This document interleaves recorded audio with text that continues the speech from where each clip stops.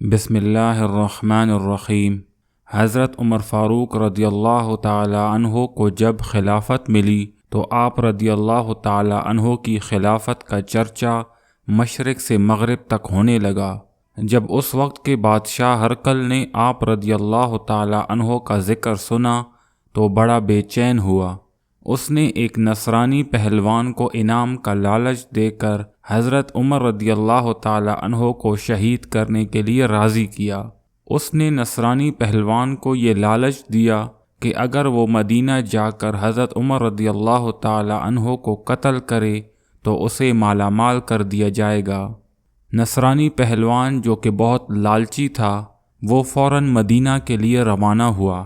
جب وہ نصرانی پہلوان مدینہ کے قریب پہنچا تو اسے معلوم ہوا کہ حضرت عمر رضی اللہ تعالی عنہ بیوہ اور یتیم بچوں کی زمین اور باغات وغیرہ کو دیکھنے کے لیے باغ میں تشریف لے گئے ہیں۔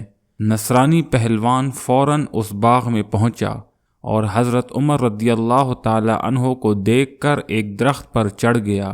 اتفاق سے حضرت عمر رضی اللہ تعالی عنہ بھی اسی درخت کے نیچے تشریف لائے اور وہاں پر آرام کرنے لگے۔ یہ سب دیکھ کر نصرانی پہلوان درخت سے اترا اور آپ کے قتل کا ارادہ کرنے لگا۔ جیسے ہی اس نے تلوار اٹھائی فوراً ایک شیر آپ کی پیروں کی طرف سے آیا، جسے دیکھ کر نصرانی پہلوان بے ہوش ہو کر زمین پر گر پڑا۔ وہ شیر چاروں طرف سے آپ رضی اللہ تعالی عنہ کا خیال اور پہرا دینے لگا۔ ایک نصرانی پہلوان کے گرنے سے حضرت عمر رضی اللہ تعالی عنہ بیدار ہوئے۔ جب آپ کی آنکھ کھل گئی تو شیر غائب ہو گیا۔ آپ رضی اللہ تعالی عنہ نے اس نصرانی پہلوان سے پوچھا کہ تو کون ہے؟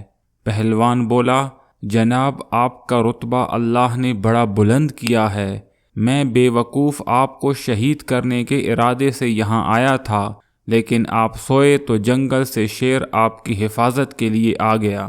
یہ سن کر حضرت عمر رضی اللہ تعالی عنہ نے چاروں طرف دیکھ کر فرمایا، یہاں تو کوئی شیر نظر نہیں آ رہا۔ اسی دوران ایک غیب سے آواز آئی، اے عمر، تو ہمارے دین کی حفاظت کرتا ہے، ہم تیرے دشمنوں سے تیری حفاظت کریں گے۔